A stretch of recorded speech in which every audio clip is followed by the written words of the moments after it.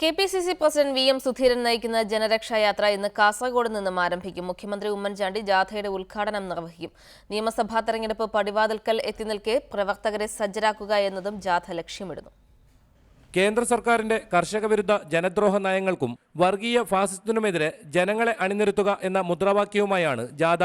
തദ്ദേശ ഭരണ തെരഞ്ഞെടുപ്പിലുണ്ടായ അപ്രതീക്ഷിത തിരിച്ചടിയിൽ നിന്നും ഉയർത്തെഴുന്നേൽക്കുക കൂടിയാണ് യാത്രയുടെ ലക്ഷ്യം.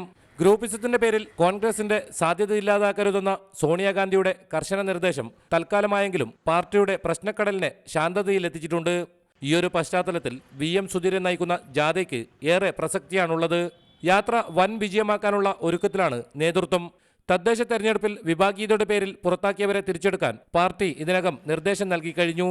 ഇന്ന് വൈകിട്ട് കുമ്പളിയിൽ നടക്കുന്ന യാത്രയുടെ ഉദ്ഘാടനത്തിൽ ആഭ്യന്തരമന്ത്രി രമേശ് ചെന്നിത്തല അധ്യക്ഷത വഹിക്കും. AICC general secretary Mukul Wasnik മുഖ്യാതിഥിയായിരിക്കും. ചെർക്കളയിലാണ് ആദ്യ സ്വീകരണം. ജില്ലയിലെ വിവിധ കേന്ദ്രങ്ങളിലെ നാളത്തെ പര്യടനത്തിന് ശേഷം ജാഥ കണ്ണൂർ ജില്ലയിൽ പ്രവേശിക്കും. ഫെബ്രുവരി 9-ന് തിരുവനന്തപുരം ശംഖുമുഖത്താണ് ജാഥയുടെ സമാപനം.